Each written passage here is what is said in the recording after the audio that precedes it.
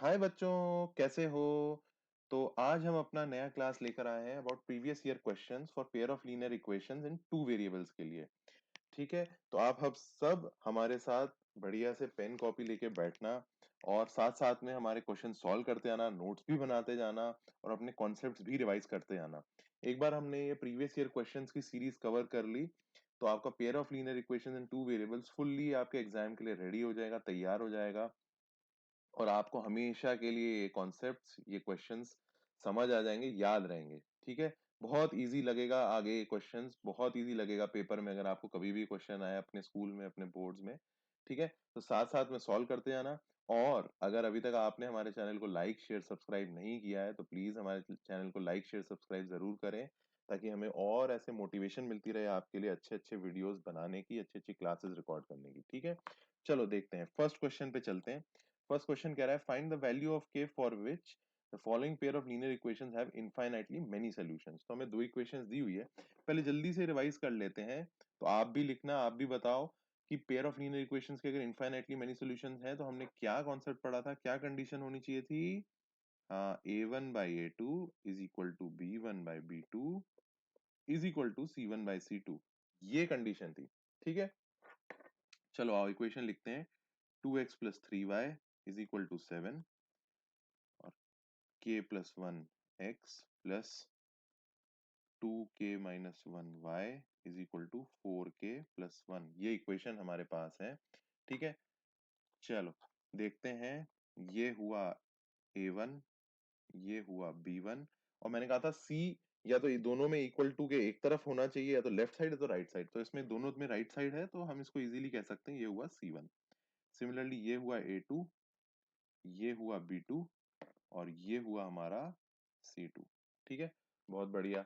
चलो आगे इसको थोड़ा सॉल्व कर लेते हैं अब हम k निकालने के लिए। तो 2/k+1 is equal to 3/2k-1 equal to 7/4k+1। ठीक है, तो कोई भी दो पार्ट को ले लेते हैं। मैं स्टार्ट करता हूं इन दो को लेने के लिए। ठीक है, इससे हम आंसर निकालते हैं कि आंसर क्या आ सकता है। ओके, तो मैंने दोनों इक्वेशन लिखी। 2/k+1 equal to 3/2k-1। Okay, ये इधर गया मल्टीप्लाई होने के लिए, ये इधर गया मल्टीप्लाई होने के लिए, तो बना 2 × 2k-1 इक्वल टू 3 × k+1। ठीक है, तो ये सॉल्व होके क्या आया, 4k-2 इक्वल टू 3k+3। इसको सॉल्व करते हैं आगे। 3k इधर आया तो बना k-2 उधर गया तो प्लस हुआ, तो 3+2 5।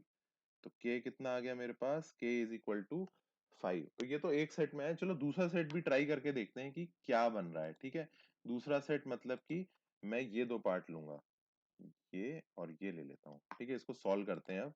तो क्या होगा, 3/2k-1 is equal to 7/4k+1। ठीक है, क्रिस क्रॉस मल्टीप्लाई करते हैं, इसको इधर ले जाएंगे, इसको इधर ले आएंगे, तो ये बनेगा 3 × 4k+1 is equal to 7 × 2k-1। ठीक है, तो ये हुआ 12k+3 is equal to 14k-7।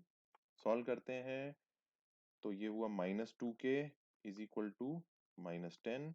तो k कितना आ गया, 5। ठीक है, इस पार्ट से भी सॉल्व किया तो k 5 आ गया। तो अगर हम तीसरा सेट भी लेंगे तो k 5 ही आएगा।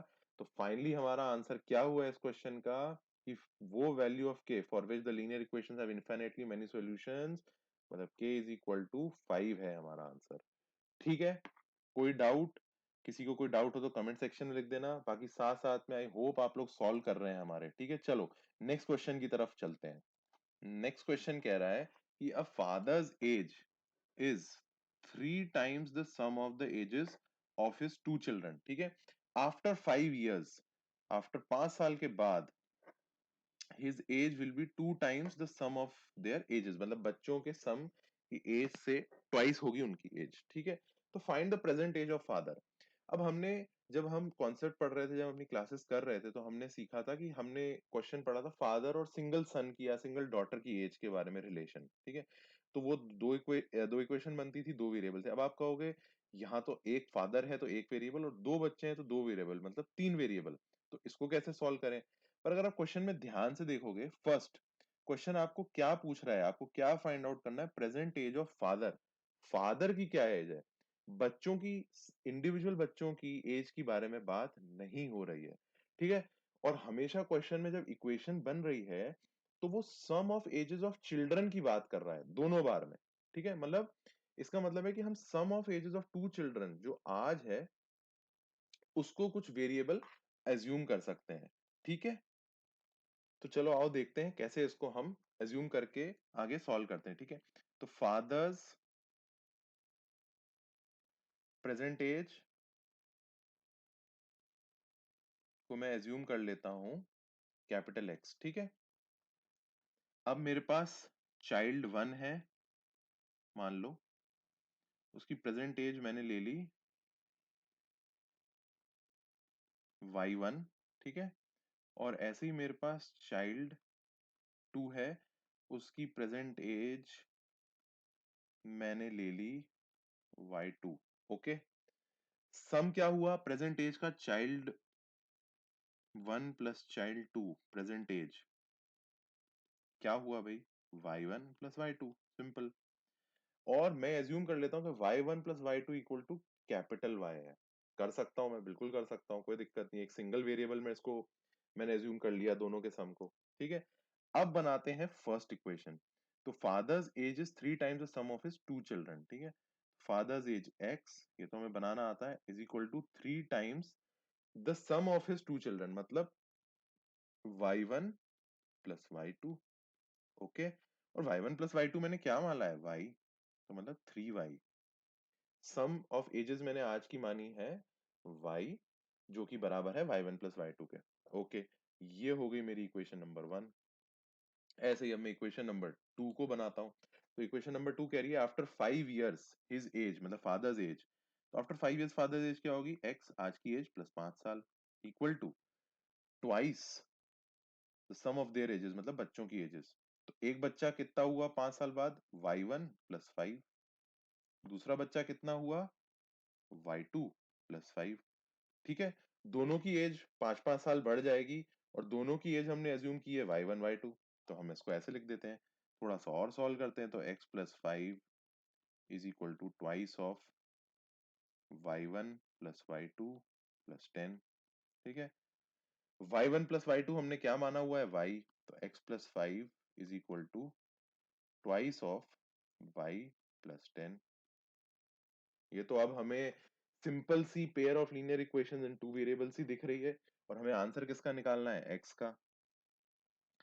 तो x plus 5 is equal to 2y plus 20, या x equal to 2y plus 15। ये हमारी आ गई भाई equation number two. Equation number one कह रही है x equal to 3y, equation number two कह रही है x equal to 2y plus 15। तो मैंने x की वैल्यू इक्वेशन नंबर वन से इक्वेशन नंबर टू में डाल देता हूँ, ओके। x फ्रॉम 1 टू 2, तो 3y is equal to 2y plus 15, तो y इज इक्वल टू 15, ठीक है। और समझते हैं थोड़ा, एकदम आंसर पे जंप नहीं करते। तो y equal to 15, y equal to 15 का क्या मतलब? हमने y क्या माना था?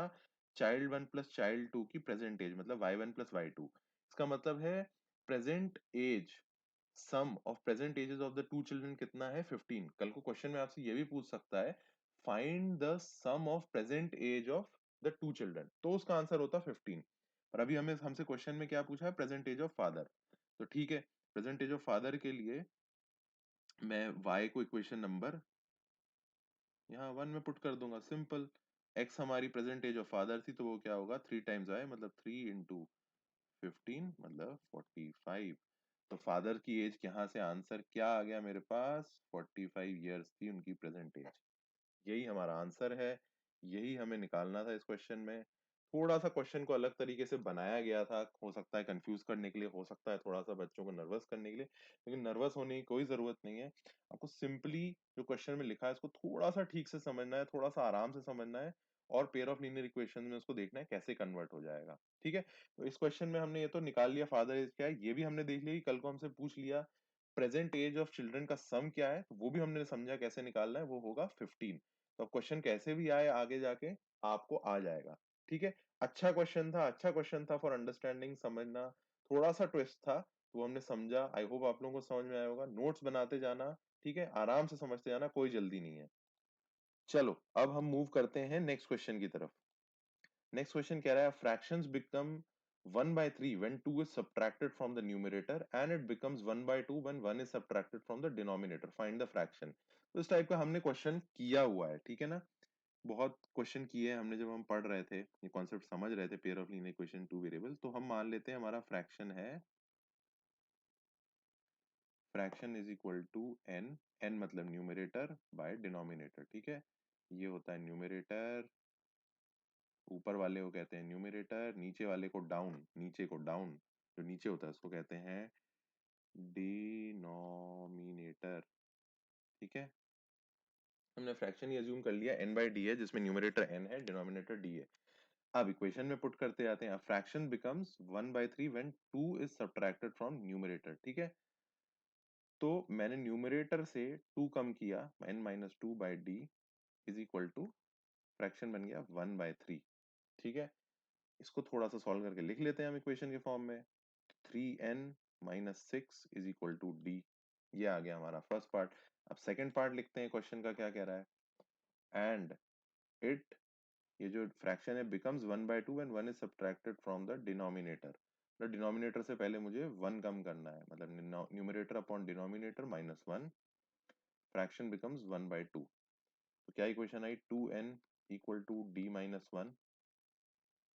ठीक है, तो इधर ये इक्वेशन नंबर मैं 2 कह देता हूँ, ये इक्वेशन नंबर मैं 1 कह देता हूँ। ठीक है, तो अब हम क्या करेंगे, put d from equation 1 to 2। हमें फ्रैक्शन निकालना है। ठीक है, क्वेश्चन याद रखना, हमें क्या करना है, फ्रैक्शन निकालना है। तो जैसे ही मैं पुट करता हूँ फ्रॉम 1 टू 2, तो 2n इक्वल टू d क्या है भाई, 3n-6 और -1। ठीक है, ये हमारा d था और -1 ये इक्वेशन था ही। तो 2n इक्वल टू 3n-6 -1, ये 3n को इधर ले आते हैं तो माइनस बनेगा 2n equal to -7, minus n equal to -7। Minus minus जब दोनों तरफ होता है तो क्या होता है, बताओ, प्लस हो जाता है। तो n इक्वल टू 7 आ गया मेरे पास। ओके, अब मेरे को निकालना है d, तो मैंने n इधर से पुट किया, इक्वेशन नंबर 3 से पुट किया मैंने n इन इक्वेशन नंबर 1। तो 3 इंटू n मतलब 3 × 7 -6 इक्वल टू d। तो d क्या आ गया मेरे पास, 7 3 = 21 -6 मतलब 15। ओके, तो मेरे पास d आ गया 15। तो मेरा फ्रैक्शन क्या हो गया, फ्रैक्शन मैंने क्या एज्यूम किया था भाई, n बाई डी। n की क्या वैल्यू है जी, n की वैल्यू है 7 और d की क्या वैल्यू है 15।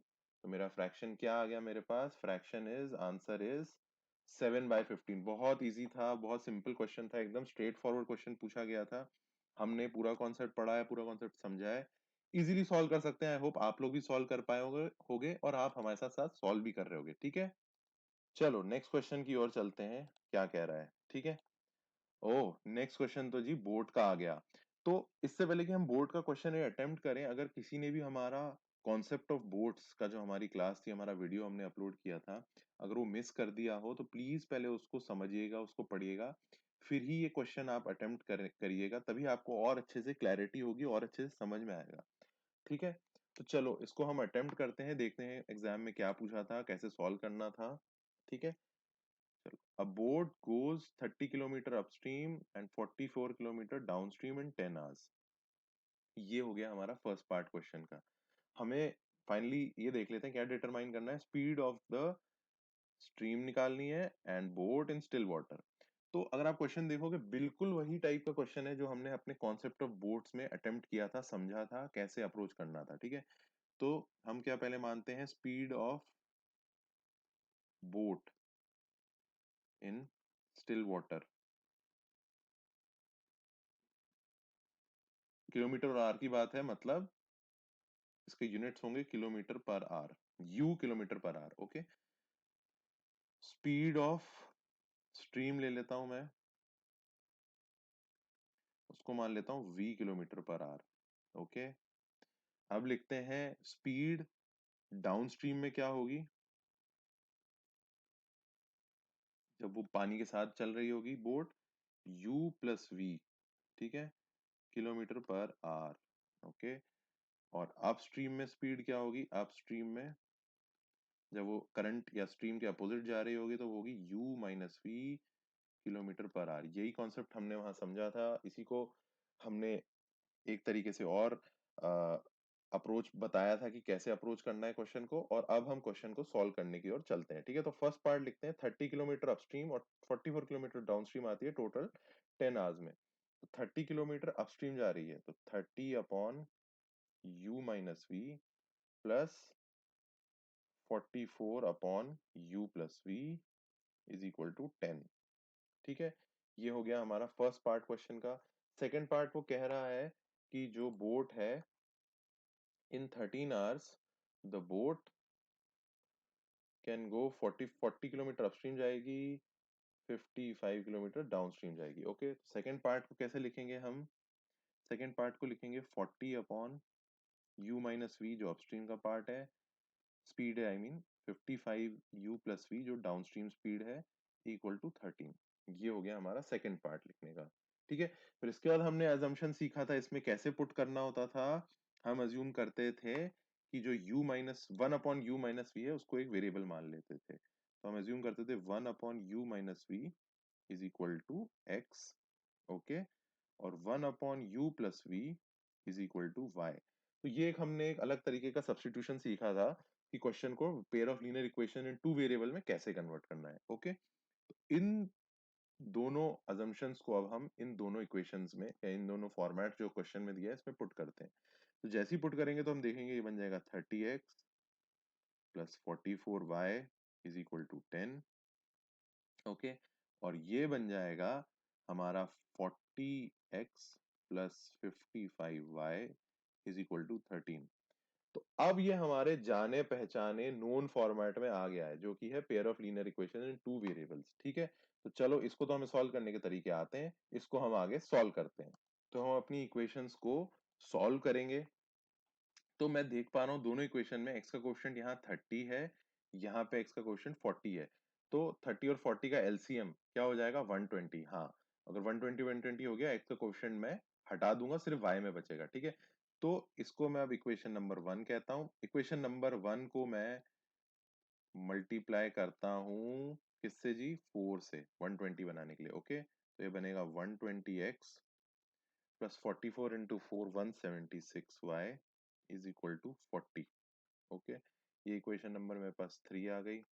इसी तरह मैं इक्वेशन नंबर इसको 2 कह देता हूँ।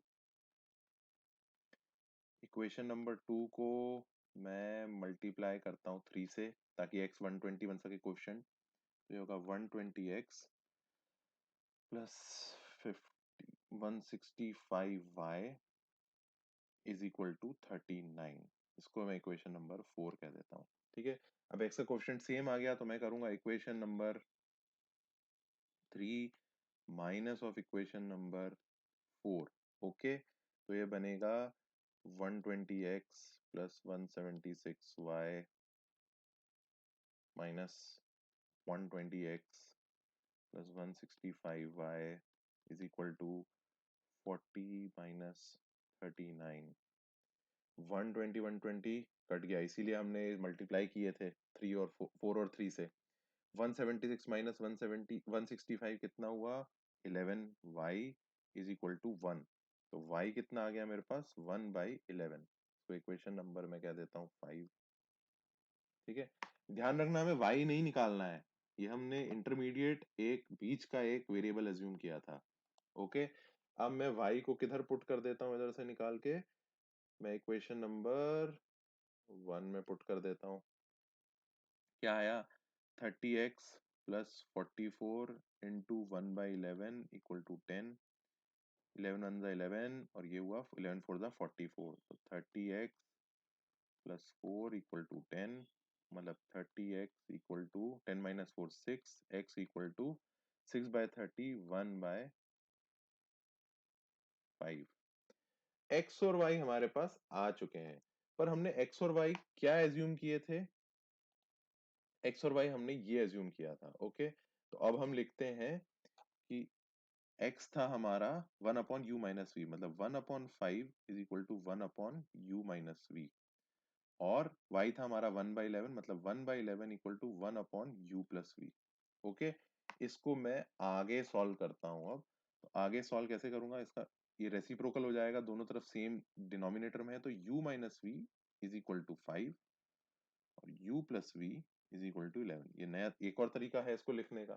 ठीक है, दोनों का हम रेसिप्रोकल ले लेंगे। ठीक है, ये भी हमने देखा था कि ऐसे कर सकते हैं, या आप ऐसे समझ लो, इधर मल्टीप्लाई हो गया 1 से, इधर मल्टीप्लाई हो गया 1 से, तो u minus v equal to 5। ये इधर मल्टीप्लाई हो गया 1 से, इधर मल्टीप्लाई हो गया 1 से, u plus v equal to 11। दो इक्वेशंस हैं। ठीक है, इसको इक्वेशन नंबर 6, इसको इक्वेशन नंबर 7 कह देता हूँ। दो इक्वेशन है, हमें सॉल्व करना आते हैं। इक्वेशन 6 प्लस इक्वेशन 7 करता हूं मैं। ठीक है, ताकि v का क्वेश्चन कट जाए, तो बनेगा 2u is equal to 11 plus 5 16।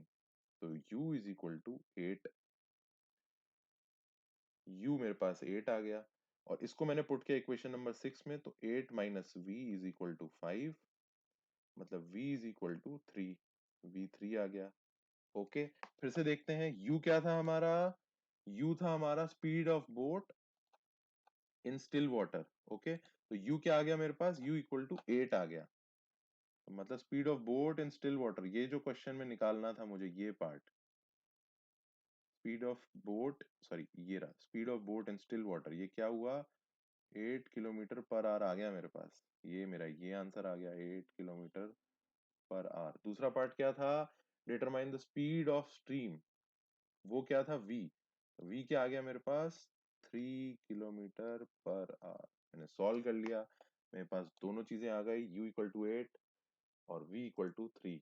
यही मुझे निकालना था, और ये हमने सॉल्व कर लिया। ठीक है, देखा कितना सिंपल था। एक बार हमने कॉन्सेप्ट ऑफ बोट्स जब पढ़ लिया था, समझ लिया था, बस उसी कॉन्सेप्ट को यूज करके हमने यहाँ अप्लाई किया, इक्वेशन सॉल्व करी इन टू वेरिएबल्स, और आंसर आ गया। Very simple. आई होप आपको समझ आ रहा होगा। ठीक है, धीरे धीरे करते जाइएगा, साथ साथ में वीडियो को आप रिवाइज भी कर सकते हो, फिर से देख सकते हो। कॉन्सेप्ट ऑफ बोट भी आप जाके हमारे वीडियोस में फिर से एक बार रिवाइज कर सकते हो, समझ सकते हो, ताकि आसानी रहे। ठीक है, चलो अब बढ़ चलो नेक्स्ट क्वेश्चन देखते हैं। The value of k for which the system of equations x plus Y minus 4 equal to 0, 2x plus के Y equal to 3 has no solution. ठीक है, तो नो सोल्यूशन अगर होना था तो क्या हमारा क्राइटेरिया होता था कि a1 by a2 is equal to b1 by b2 should not be equal to c1 by c2। ठीक है, ये हमारा क्राइटेरिया होता था। तो हमारे पास इक्वेशंस क्या है? x plus Y minus 4 equal to 0, 2x plus के वाई इज इक्वल टू 3। अच्छा देखो, 3 इधर पे RHS में है, इक्वल टू के बाद है, और इधर जो -4 जो कांस्टेंट है वो इक्वल टू से पहले है, तो इसको भी हम ऐसे लिख लेते हैं, 2x प्लस के वाई माइनस 3 इक्वल टू 0। ठीक है, दोनों कांस्टेंट या तो इक्वल टू के लेफ्ट में होने चाहिए, राइट में। ठीक है, अब a1 बाई a2 क्या होगा? देखो, a1 बाई a2 को हम लिखते हैं, होगा 1/2। ठीक है, should be equal to b1 by b2। तो b1 क्या है? 1/b2 क्या है हमारा? k, जो हमें निकालना है k की value. And this should not be equal to c1 by c2। तो c1 क्या है? -4, और c2 क्या है हमारा? -3। तो माइनस माइनस हो गया प्लस, तो c1 बाई c2 बेसिकली 4/3 है। तो a1 बाई a2 क्या है? 1/2। तो इसका मतलब 1/2 तो नॉट इक्वल टू c1/c2 है। ठीक है, तो हमें बेसिकली ये पार्ट क्वेश्चन का अब सॉल्व करना है हमारे आंसर के लिए। ओके, तो इससे क्या आ जाएगा? Basically 1/2 is equal to 1/k, मतलब this implies k is equal to 2। तो k इक्वल टू 2 के लिए ये जो दोनों सिस्टम ऑफ इक्वेशंस हैं, दो इक्वेशंस दी हुई हैं, इनका नो सोल्यूशन एग्जिस्ट करेगा। ठीक है, तो अगर हम यहाँ पुट करें तो देखिए क्या होगा, 1/2 के हो गया 2, तो 1/2 is equal to 1/2 but not equal to 4/3। तो हमारा आंसर हो गया ऑप्शन नंबर डी, 2। ठीक है, तो अब हमने इस लेक्चर में, इस वीडियो में, इस क्लास में हमने कई सारे क्वेश्चन सॉल्व करे, फिर से कॉन्सेप्ट्स रिवाइज किए, रिविजिट किए। आई होप आपने हमारे साथ साथ सॉल्व किया होगा, आपको अच्छा लगा होगा और वीडियो आपको समझ भी आया होगा। ठीक है, तो हमारे चैनल को प्लीज शेयर, सब्सक्राइब और लाइक कीजिए ताकि हम और अच्छे वीडियोस बनाएं। ठीक है, thank you so much for attending the class.